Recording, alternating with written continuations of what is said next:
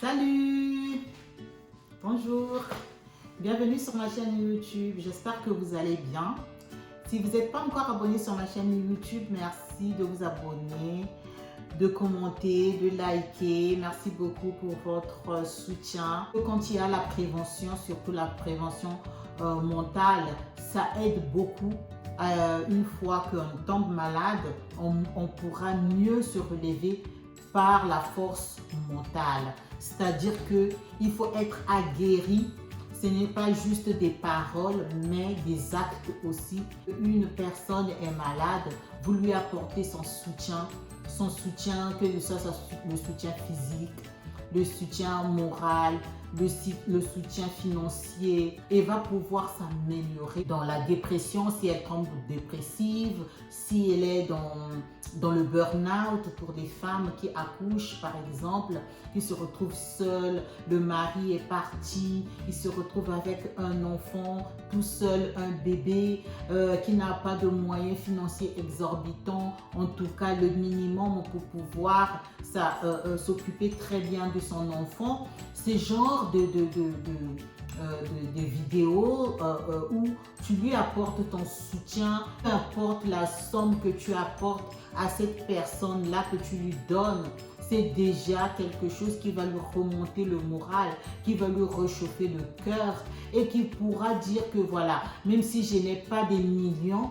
mais j'ai au moins une personne qui m'écoute, qui me donne la force d'aller en avant, que je ne puisse pas rester stagné avec mes problèmes, en train de réfléchir, je tourne en rond avec mes problèmes. Tu peux souffrir des maux d'estomac, des céphalées parce que tu réfléchis tellement et puis tu es là de trop cogiter.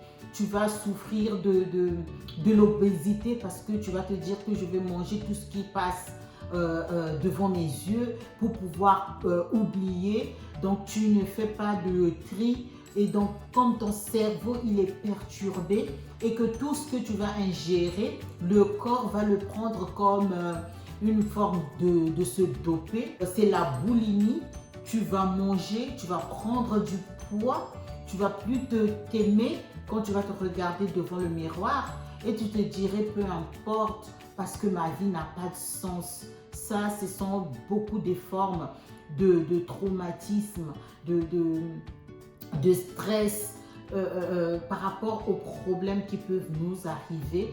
On ne sensibilise pas en une journée, on ne sensibilise pas en un mois, on sensibilise tous les jours. Toi, si tu es dans la positivité, tu pourras redonner aussi cette positivité à tes enfants malades. Aujourd'hui, je voulais vous parler d'une comparaison que j'ai faite. Actuellement, ça fait déjà plus de bientôt 1 an, je suis devenue belle-mère. Donc, quand je me suis assise, j'avais eu peur d'abord de me dire que je vais recevoir mes beaux enfants, les enfants de mon mari. Et du point de vue psychologique, il y a certaines choses qui sont ressorties que j'ai vécues quand j'étais moi aussi belle-fille. Il faut comprendre, on reproduit le plus souvent ce que nous avons eu dans notre enfance, que ce soit chez notre propre belle-mère ou bien chez notre maman qui nous a mis au monde. Il y a des parents qui sont toxiques, il faut le savoir. La toxicité, c'est pas seulement taper ton enfant tous les jours, l'insulter, c'est pas seulement violer, c'est pas seulement laisser l'enfant tout seul, mais c'est aussi un langage non verbal. Tu sais que c'est pas ton enfant et donc parfois tu le calcules pas. Tu es dans un silence où l'enfant ne comprend pas parce que c'est toi l'adulte, c'est toi la figure maternelle qu'il a dans la maison. Peu importe, même si c'est pas la maman, cette compagne-là va élever cet enfant comme si c'était le sien, en te disant que c'est pas mon enfant, je l'ai trouvé, j'ai fait ce que je pouvais faire. Et tu commences à te comporter un peu différemment. Il y avait une grande différence entre moi, qui ne suis pas sa fille, et les autres. En tout cas, la différence se sentait. La différence, c'était parfois dans la manière de parler. C'est bête, on peut dire que On s'en fout, mais on s'en fout pas. Les enfants, ils comprennent. Je dialogue beaucoup avec mes enfants parce que c'est quelque chose que j'ai pas eu moi quand j'étais jeune, quand j'étais belle-fille. Quand je parle de dialogue mère-fille, de te parler de la vie. Tiens, juste des règles. Dire que voilà, les règles, il faut bien te comporter, il faut bien te laver, utiliser très bien les serviettes hygiéniques, bien les enrouler et puis les jeter dans la poubelle. Ce sont des choses du quotidien que tu peux t'asseoir avec ta fille, dire que faut pas jeter ça par exemple dans les toilettes parce que ça va boucher les toilettes et parce que c'est pas bien. Faut les jeter dans la poubelle, il faut bien les enrouler, bien les protéger et les jeter dans la poubelle parce que c'est ton intimité. Quand tu vas dans la salle de bain, comment tu dois te laver, même si tu ne sais pas, mais il y a quand même des choses que toi tu as faites que tu peux apprendre à tes enfants. Je me disais moi-même déjà que c'est parce que c'est pas ma mère. Peut-être parce qu'elle ne connaissait pas, mais parce que c'était pas ma mère. C'est un langage non verbal. Il y a certaines choses que tu as envie, que tu écoutes chez les filles dans la rue qui te disent « Moi, maman, elle fait ça, elle fait ceci, elle nous avait dit ça. » Mais toi, tu n'as pas ce langage-là. Tu ne peux pas dire que moi, ma mère, je ne sais pas si c'est l'ignorance, si c'est le fait de ne pas connaître, du coup, tu n'as pas envie de le dire, ou bien carrément, tu te dis « Je m'en fous, elle n'a qu'à se débrouiller. » Mais cette fille que j'ai dans ma maison qui a 12 ans, elle n'a pas sa mère, elle a perdu sa maman, mais qui vient me poser 18 000 questions. Je dis, moi aussi j'étais comme ça. Elle a l'air timide, moi j'étais très timide. Moi aussi j'étais comme ça. Mais moi dans ma tête c'était normal de ne pas aller poser des questions à ma belle-mère parce que c'est pas ma mère. Je pensais que parce que c'est pas ma mère, il y a ces choses-là que je peux pas lui poser des questions et elle non plus, elle ne m'en parle plus, j'étais pas sa fille.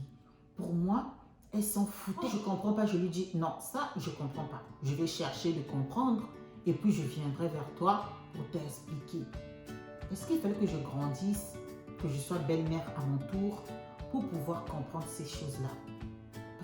Juste un disclaimer parce que je sais que c'est en français et que les gens ils vont regarder ma vidéo. Je parle de la santé mentale. Donc, je ne veux pas que ce soit des amalgames, que je viens exposer ma vie, que je viens parler de ma belle-mère, de ma famille. Ça n'a rien à voir. Je suis en train de parler de la santé mentale. Certaines choses que nous voyons quand nous sommes jeunes, que nous faisons, on peut le reproduire une fois qu'on est adulte. Et ça relève de la psychologie, de la santé mentale, de ce que tu as vu, de la répétition des choses. Et il faut qu'on se le dise parce que malheureusement, on répète les bêtises, on répète les mêmes choses. Et ce sont des enfants qui souffrent. Heureusement, même des vraies mamans font ça à leurs propres enfants. Juste poser la question à ta fille que revient de l'école. Est-ce que tu as bien mangé à l'école ici? Les enfants mangent à l'école. Est-ce que tu as bien mangé à l'école? Qu'est-ce que vous avez mangé? Vous êtes autour de la table. Tu lui poses juste des questions comme ça. Quand tu le trouves triste, pourquoi tu es triste? Est-ce qu'il y a un problème? Ce sont des petites choses bêtes, mais ce n'est pas bête. Cet enfant-là va penser, elle ne me pose pas des questions parce que je ne suis pas sa fille. Parfois, toi, tu n'en as pas dans ta tête. C'est juste que tu es une maman. Une maman pose des questions à ses enfants. Comment ça s'est passé la journée? Toi aussi, tu peux leur raconter la journée. Ça va faire un petit débat. Et ça va rester dans sa tête, il va dire qu'elle s'intéresse quand même à nous. Même si elle ne sait pas notre maman, mais elle s'intéresse à nous. Donc j'essaie de faire cette petite comparaison-là pour pouvoir se dire qu'il y a de ces choses-là qu'il ne faut pas faire. En tant qu'adulte, quand on a des enfants, il faut faire le maximum. On n'a pas dit d'être excellent à 100%. Notre cerveau enregistre cela et on peut répéter ce qu'on nous a fait en bien ou en mal à nos progénitures ou bien aux enfants qui ne sont pas les nôtres. On me punissait beaucoup pour un rien. C'est-à-dire que si ma petite soeur ne lave pas ses assiettes, là je prends entre 14, moi j'avais 14, elle avait 12 ans. Donc normalement à partir de 8 ans, on a le droit de laver les assiettes en Afrique. On lave des assiettes. On fait le tour. Aujourd'hui, c'est la grande sœur qui lave, demain, c'est la petite sœur. La punition, celle qui m'a beaucoup fait mal, c'est le fait qu'on me refusait à manger. Il y avait la nourriture, on cuisinait. Et comme pour me punir, l'unique punition que moi je voyais, mais pour moi c'était vraiment une punition sordide, c'était que tu ne vas pas manger. Et je pouvais passer 3 jours. Et si je faisais le malheur de dire, ah, tu m'as donné cette punition-là, je ne vais pas aussi laver ces assiettes. Ça, c'était vraiment un malheur. Souvent, on ne donnait pas à manger. Et le lendemain, le pire, parfois on oubliait de le mettre au frais. Directement, c'est moi qui m'en chargeais de jeter ça dans la poubelle parce que c'était devenu moisi. Et ça me fait mal au cœur jusqu'à aujourd'hui. Parfois, j'ai envie d'oublier, mais je n'arrive pas. Dès que je vois mes enfants se servir beaucoup à table, je dis, stop, servez-vous un peu. Si tu as fini, tu n'es pas rassasié, tu te sers encore. Je n'aime pas quand jette la nourriture. Mais je ne faisais pas le parallèle en fait. Ça me stresse, ça me rend triste. Je pense aux gens qui n'en ont pas, aux gens qu'on refuse la nourriture. Et je pleurais beaucoup. Je partais manger dans la rue, chez les voisins. Je partais voir ma grand-mère, mes cousines. C'est pas normal. Même si c'était ta mère, c'est pas normal. La nourriture, elle est là. Tu peux lui dire que tu vas manger peut-être à 16 h. Nous, on mange à midi. Toi, tu ne vas pas manger tant que tu n'as pas lavé les assiettes. Mais faire dormir l'enfant sans manger. En plus, en Afrique, le lendemain, pour que tu manges, tu dois d'abord laver les assiettes que tu n'as pas pu laver parce que c'était le tour de ta petite sœur. Aujourd'hui, c'est maintenant ton tour. Donc, ça s'est fusionné. C'est maintenant beaucoup d'assiettes. Et que tu te charges encore de prendre cette nourriture-là, d'aller la renverser dans la poubelle. Franchement, c'est vraiment de la torture. Mais de la torture psychologique. De voir cette nourriture-là que je versais dans la poubelle. Un grand bol rempli, je versais parce qu'elle avait oublié de mettre ça au frais. Est-ce qu'il faut que je répète cette chose-là à mes beaux enfants? Je ne pense pas. Si j'en parle parce que j'en ai vécu. Quand j'étais belle fille et moi je prenais ça dans le compte que c'est pas ma mère, c'est le fait de tout contrôler pour moi. Surtout quand il s'agissait de l'argent. Je voyais juste cette injustice-là et je me suis dit dans ma tête que c'était normal alors que c'était une injustice. Tu es en terminale, tu vas passer toute la journée, tout le monde le sait, et tu manges juste un demi-pain. S'il n'y a pas la monnaie par exemple, le matin, tu as droit d'abord à 100 francs pour les gens qui sont en Afrique et qui connaissent le franc CFA. Donc j'ai droit à 100 francs, j'avais droit à 100 francs jusqu'à mes 19 ans. Le problème, ce n'est pas l'argent, ce n'est pas la quantité de l'argent. Mais le problème, c'est cette injustice-là, par exemple. Le matin, vous vous réveillez, vous êtes 6 enfants à la maison. Donc c'est 600 francs, chacun a 100 francs, 100 francs, 100 francs, du plus grand au plus petit. Vous avez 100 francs, 100 francs, 100 francs du petit-déj. Ce sont des petites choses. Je te dis, normalement, c'est rien. Aujourd'hui, je n'ai pas le droit d'en parler. Mais si j'en parle, c'est parce que j'ai des beaux enfants. Est-ce que si je le fais, moralement, ces enfants-là, comment ils seront? Je privilégie seulement mes propres enfants. Et ces enfants-là, je leur dis, allez-y comme ça. Quand vous allez revenir, vous allez manger parce que je n'ai pas la monnaie. Parce que c'était une manière de partir et de rester toute la journée sans manger. Je ne donne pas toute la faute à la belle-mère. J'essaie seulement de comprendre parce qu'aujourd'hui, je suis devenue belle-mère. Moi aussi. Je cherche juste à comprendre. Moi, je prépare tout à l'avance. C'est-à-dire ce qu'on va faire demain, je le prépare dès aujourd'hui.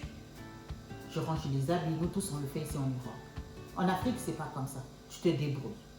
Mais le côté gestion, par exemple d'argent, juste pour te donner les 100 francs là, je me bataillais. Je disais encore aujourd'hui, je ne vais pas manger. Ce qui m'est arrivé à moi, c'est qu'on ne te croit pas. Évidemment, un parent ne peut pas croire. Nous, les enfants, de toute façon, on ne les croit pas. Il y avait cette volonté de ne pas me croire pour qu'on me punisse encore de plus belle. Les insultes, tu n'es pas belle, heureusement que je ne t'ai pas mis au monde, tu n'es pas notre sœur, tu es notre demi-sœur, tu es une sorcière. Ce sont des insultes comme ça. Ta mère t'a abandonné.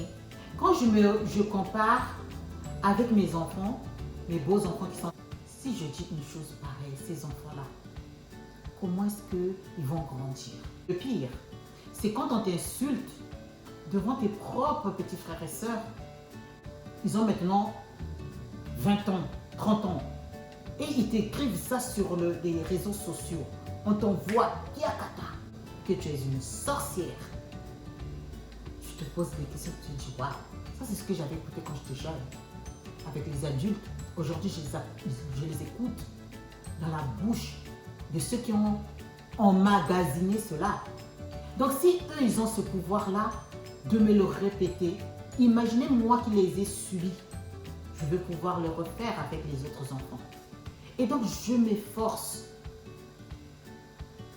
de ne pas les blesser comme moi on m'a blessé. La comparaison n'est pas raison, mais elle est importante pour pouvoir te donner un cap, pour pouvoir ne pas franchir les limites. Parce que je peux aussi dérailler, dire que ah, je m'en fous, c'est pas mes enfants. Même étant loin, tu entends ces insultes-là, tu les lis dans les messages, tu te dis, mais c'est quoi? Qu'est-ce que j'ai fait? C'est quoi le péché? C'est quoi le problème? Tu as l'impression que toute la famille est contre toi. Laissez les enfants grandir, que leur santé mentale ne puisse pas se dégrader. Que quand il aura 20 ans, qu'ils ne disent pas « Moi, on m'avait refusé à manger quand j'étais jeune. Je passais 3 jours sans manger. » Parce que dès que tu en parles, on va dire « Regardez-moi cette ingrate. Cette ingrate de fille, elle ose dire aujourd'hui qu'elle ne mangeait pas. » Je pouvais passer 3 jours sans manger. Heureusement, j'avais des voisins qui me donnaient parfois à manger. J'avais ma grand-mère, j'avais mes cousins et cousines.